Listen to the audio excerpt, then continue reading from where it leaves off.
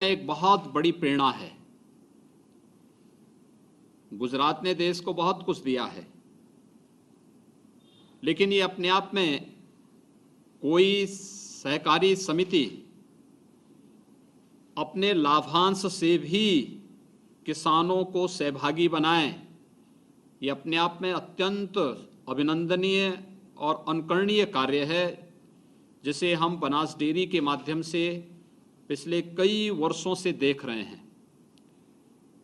2017 में श्री शंकर भाई चौधरी जी के नेतृत्व में बनास डेयरी का एक पूरी यहाँ पर डेलीगेशन उत्तर प्रदेश में आया था और उत्तर प्रदेश के लखनऊ में बनास डेयरी ने 2014 में जो डेयरी प्रारंभ की, आज वह जिस तेजी के साथ प्रगति करते हुए उत्तर प्रदेश के लाखों किसानों के जीवन में परिवर्तन ला रही है, वह एक नई प्रेरणा है। आदरणीय प्रधानमंत्री जी बार बार इस बात को कहते हैं कि किसान की आमदनी को अगर हमें दोगुना करना है तो परंपरागत खेती के अलावा उसको हमें उसकी खेती और बाड़ी को एक साथ जोड़ना पड़ेगा। खेती के साथ साथ अगर हम पशुपालन को भी जोड़ देते हैं तो स्वाभाविक रूप से बहुत सारी चीज़ें ऐसी हैं जो खेती के साथ साथ पशुओं के लिए भी उपयोगी हो जाती हैं और एक साथ दोनों कार्य चलने पर किसान की आमदनी को कई गुना आगे बढ़ाया जा सकता है। और यह कार्य गुजरात के अंदर अमूल और बनास डेयरी ने तो करके दिखाया है।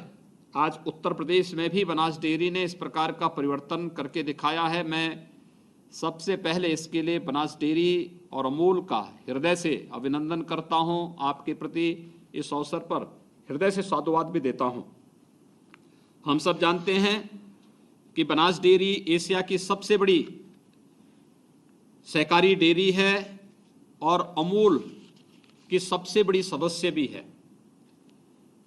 बनास डेयरी में उत्तर प्रदेश के 29 जनपदों और 79 तहसीलों के 2700 से अधिक समितियों के माध्यम से लगभग 1,68,000 किसानों से प्रतिदिन 5 लाख लीटर दूध संग्रहित किया जाता है।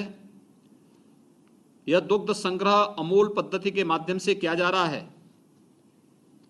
उत्तर प्रदेश में 2014-15 में 367 करोड़ रुपए का दुग्ध संग्रह किया जा रहा था और आज 19-20 में यह बढ़ करके 702 करोड़ रुपए तक का भुगतान सीधे दुग्ध उत्पादक किसानों के बैंक खातों में किया जा रहा है। बनास डेयरी ने उत्तर प्रदेश में वर्ष 2022 तक 10 लाख लीटर दुग्ध प्रतिदिन संग्रह करने का जो लक्ष्य निर्धारित किया है, वह सचमुच अभिनंदनीय है। और किसानों को इसका लाभ कैसे मिलता है, मैंने कोरोना कालखंड के दौरान देखा है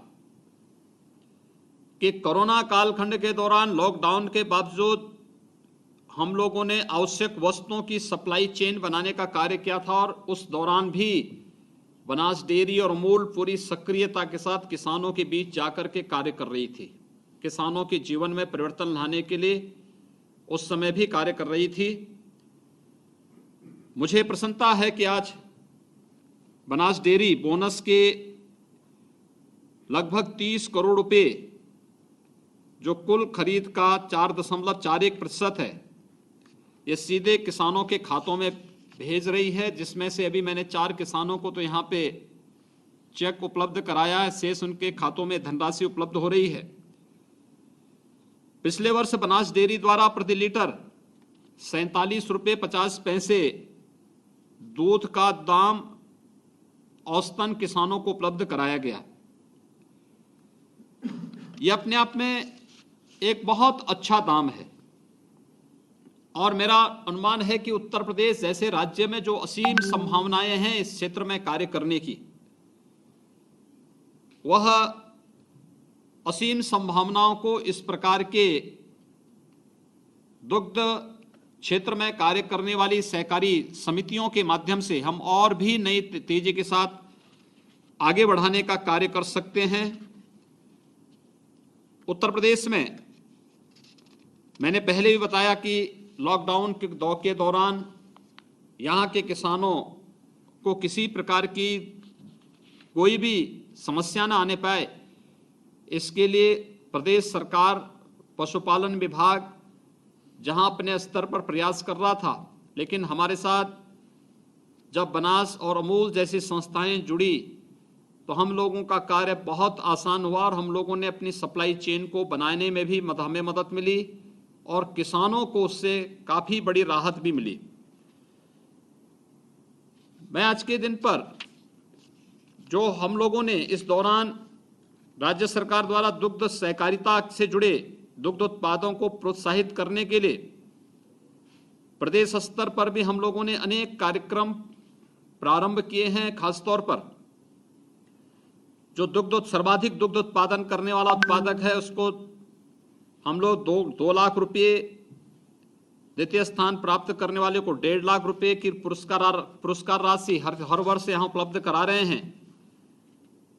इसी प्रकार जनपद स्तर पर गोकुल पुरस्कार के रूप में 51,000 रुपये और एक प्रशस्ति पत्र हम लोग उपलब्ध करवा रहे हैं।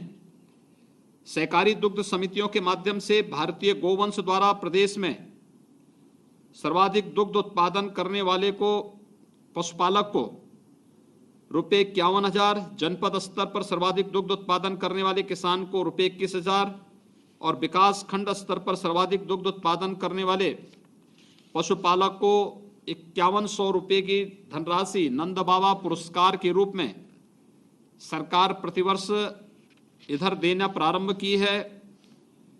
प्रदेश सरकार दुग्ध उत्पादन के माध्यम से ग्रामीण अर्थव्यवस्था को और भी सुदृढ़ करने के लिए पूरी प्रतिबद्ध है और इसके लिए हम लोगों ने राजस्व गांवों में अधिकतम क्षेत्रों में दुग्ध समितियों के गठन की कार्रवाई भी युद्ध स्तर पर हमारी चल रही है। अभी वर्तमान में प्रदेश में 7,293 दुग्ध समितियां कार्यरत हैं और इसे आगे बढ़ाने का लक्ष्य हम लोगों ने बहुत अच्छे ढंग से इसको आगे बढ़ाने का एक लक्ष्य भी हम लोगों ने संबंधित संस्थाओं को उपलब्ध कराया है।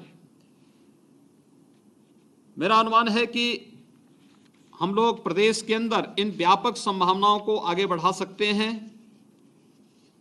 प्रदेश में कुछ नवीन ग्रीनफील्ड डेयरियां लखनऊ, वाराणसी, मेरठ, बरेली, गोरखपुर, फिरोजाबाद, अयोध्या, मुरादाबाद में स्थापित की जा रही हैं और इसके अलावा झांसी, नोएडा, अलीगढ़, प्रयागराज की 4 पुरानी डेयरियों के उच्चीकरण की कार्य भी हमारे यहाँ प्रगति पर है।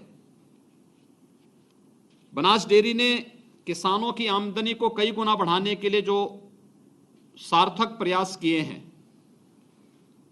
वह बहुत अच्छा, और मैं चाहूँगा कि उत्तर प्रदेश दुग्ध उत्पादन का हमारा जो विभाग या बनास डेयरी के साथ कार्य करे। दूसरा, जो डेयरी ट्रेनिंग का अच्छा प्रस्ताव है गुजरात का, हमें अपने हर जनपद के कुछ यूथ को, कुछ युवाओं को सिलेक्शन करके उन्हें राज्य सरकार के स्तर पर प्रोत्साहन दे करके उन्हें ट्रेनिंग की इस कार्रवाई के साथ जोड़ना पड़ेगा। दूसरा, मैंने पहले भी प्रस्ताव रखा था कि जो हमारे यहाँ डेयरी बन रही है, इन 14 डेयरियों को हम अमूल और बनास डेयरी के साथ अगर जोड़ करके कार्य करेंगे तो काफ़ी बड़े पैमाने पर और बेहतर तरीके से, क्योंकि उनके पास पहले से ही उस प्रकार की उनके पास अनुभव भी है, उनके पास ट्रेनिंग भी है और उनके पास टेक्नोलॉजी भी है। ये उत्तर प्रदेश के किसानों के हित में काफ़ी व्यापक परिवर्तन लाने में इससे मदद मिलेगी। दुग्ध उत्पादन के साथ साथ आदरणीय प्रधानमंत्री जी बार बार इस बात को कहते हैं कि गोबर जहां तहां पड़ जाता है उसका कोई उपयोग नहीं हो पाता है, लेकिन अब बनास डेयरी ने जो एक नया कार्य प्रारंभ किया है कि गोबर गैस से सीएनजी बनाना है और सीएनजी का उपयोग न केवल रसोई गैस के लिए बल्कि सीएनजी का उपयोग हम लोग वाहन चलाने में भी कर सकते हैं। यह अपने आप में एक अभिनव कार्य है। हर एक किसान को आत्मनिर्भर बनाने और उसके जीवन में व्यापक खुशहाली लाने के बहुत अच्छे माध्यम हो सकते हैं। सचमुच बहुत पवित्र कार्य बनास डेयरी के द्वारा किया जा रहा है। मैं शंकर भाई आपको और आपकी पूरी टीम को इसके लिए हृदय से बधाई देता हूं, आपका अभिनंदन करता हूं कि सही मायने में अन्नदाता किसान के जीवन में इसी प्रकार के कार्यक्रमों से खुशहाली लाई जा सकती है। और मैं तो चाहूंगा बनास डेयरी उत्तर प्रदेश में और इसको फैलाएं। हमारे पास 75 जिले हैं। हम लोग चाहते हैं कि पहले चरण में हम लोग हर एक कमिश्नरी स्तर पर हमारी एक बड़ी डेयरी इसी प्रकार की स्थापित हो, फिर हर 2 जिलों के बीच में एक डेयरी स्थापित हो, और तीसरे चरण में हर एक जनपद में इस प्रकार की डेयरी अगर बनेगी, इससे न केवल किसानों के जीवन में व्यापक परिवर्तन होगा, बल्कि हमारे यहाँ उत्तर प्रदेश के युवाओं को भी आर्थिक स्वावलंबन की ओर अग्रसर करने में और उन्हें रोजगार उपलब्ध कराने में भारी मदद मिलेगी। मैं एक बार फिर से प्रधानमंत्री जी के जन्मदिन पर आपने उत्तर प्रदेश के किसानों को बनास डेयरी के मुनाफे में से इस धनराशि को लगभग 30 करोड़ की राशि आज प्रदेश के हमारे किसान यहाँ पर अर्जित कर रहे हैं, क्योंकि उनको तो पहले से ही दूध का बहुत अच्छा दाम मिल रहा था। उस सब के बावजूद डेयरी अपने मुनाफे में से बोनस उन्हें उपलब्ध करा रही है।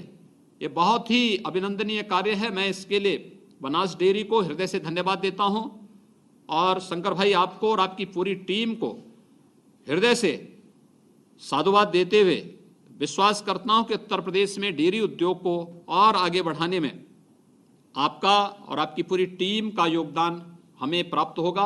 हमारी पूरी टीम बनास डेयरी के साथ, अमूल के साथ कार्य करने में और इसको और तेजी के साथ आगे बढ़ाने में प्रसन्नता की अनुभूति करेगी।